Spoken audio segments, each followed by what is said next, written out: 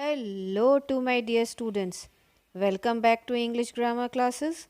And once again here is Preeti Gupta, your English teacher. Now today in this video, we are going to study about a very important chapter of grammar that are tenses. Now what are tenses? The tense of a verb shows the time of an action or happening, whether it is in the present, past or future. Means it tells us about whether the action was done in past or it is done in present or it will be done in future. In English grammar, the tenses are generally divided into three parts, that is past tense, present tense and the future tense.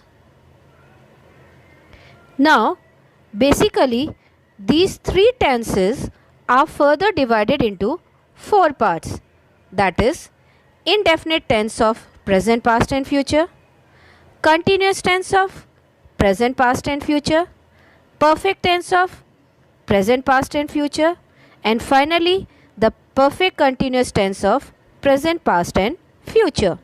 So let us study one by one. The simple present tense tell about things that happen continually in the present, like every day, every week or every month. We use the simple present tense for anything that happens often or is factual. The simple present tense is used to indicate the following, that is the habits, regular events, current situations, general truth or facts, etc. Let us understand one by one. We use present tense to describe habits. Example, I get up early every day. What is this? This is my habit. I go for a walk daily. Now again, going for a walk daily is in my habit. So these are the present tense. We use present tense to express facts. Example, he writes for the school magazine. And this is the fact. He is writing for a school magazine. There are 7 days in a week. And all of you are well aware of this fact. There are 7 days. Next, we use present tense for things that are always or generally true. That is the factual things. It rains a lot in spring and no one can deny it because it rains. The sun sets in the west. Has anyone seen the sun setting in east? No. So this is the truth and fact. Now, all of you know and have studied about parts of a sentence, and they are subject, verb and object. Now, let us study about the rule for forming a sentence in simple present tense. We use subject, then first form of verb, ses according to the subject, and finally we add object to the sentence. So this is the structure. Now with the singular subjects as he, she, it, any name. It can be example Ram, a boy, a girl. We generally add s to the first form of the verb. And with the plural subjects such as I, we, you, they, boys, girls or any plural subject, we don't add s to the first form of the verb. Let us understand with example. Here it is written, Ria writes a letter. Now here Ria is what? Ria is the subject. Write is the verb. We have added s. Why? Because Ria is singular name. A letter is object. Now let us understand with one more example. Here you can see it is written birds fly in the air. Now birds is subject, it is plural. Fly is what? Verb. Since birds is plural, that's why we have not added s or es. In the air is object.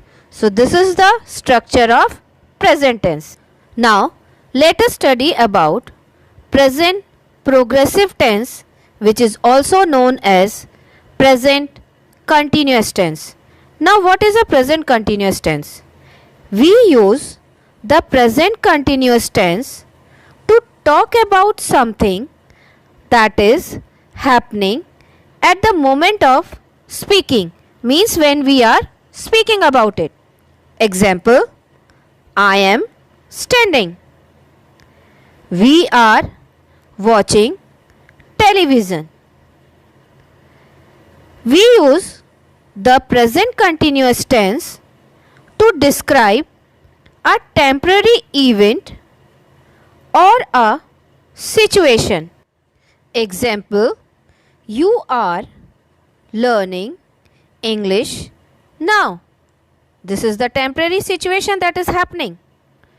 I am trying to find my dictionary. This is also temporary event. We frequently use the present continuous to speak about planned future actions. Example, I am visiting my grandparents next weekend. One more example, I am going to Jake's party tonight. This is my planned future action. In the continuous tense, the main verb has an ing form. We add ing to the main verb. Here, in the example, I am walking to the bookshop. Ing is there. Jason is washing his bicycle. We have added ing to the base verb wash. Now, in present continuous tense, am, is, are the helping verbs that we use before the main verb. And what we do? We add ing to the main verb to form the present continuous tense. Here you can see with I we use am, and with the singular subject, that is he, she, it, we use is, and with the plural subjects you, we, they, we use are, plus we add ing to the verb. Have a look at these examples.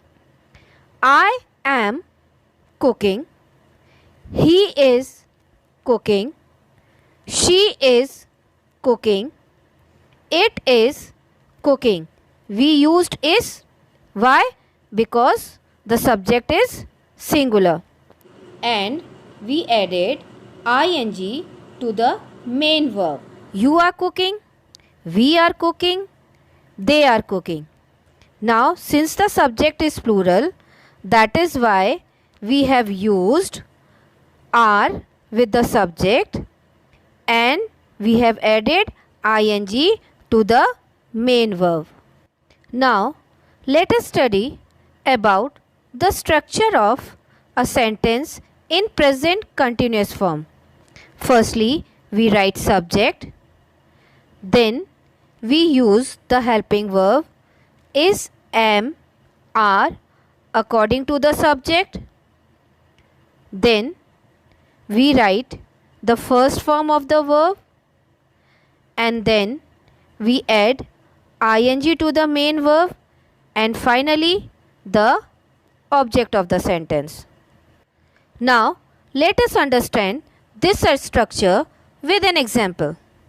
Here you can see it is written Ria is writing a letter. Now here Riya is the subject. Since Riya is singular, that is why we have used is. Now write, first form of the verb. So we added ing, it became writing. And finally, the object of the sentence, that is the letter. Let us understand with one more example. Here it is written, the girls are swimming in the lake. Now the girls are the subject. Since the girls are plural, so we have used the helping verb are, and to the base verb swim we have added ing, so it became swimming. And finally, the object of the sentence, that is in the lake. So the sentence is, the girls are swimming in the lake. Hope you understood about the two tenses. Now let us compare with the examples the two tenses, that is present simple versus present continuous tense. Now here you can see one side it is written present simple and the other side present continuous. If we write I play tennis in present continuous, it will be I am playing tennis. You play, you are playing. He or she plays. In continuous, it will be he or she is playing. We play, continuous, we are playing. You play, continuous, you are playing. They play, continuous tense, they are playing. Hope now it is clear to you and you are able to differentiate between a simple present and a present continuous tense.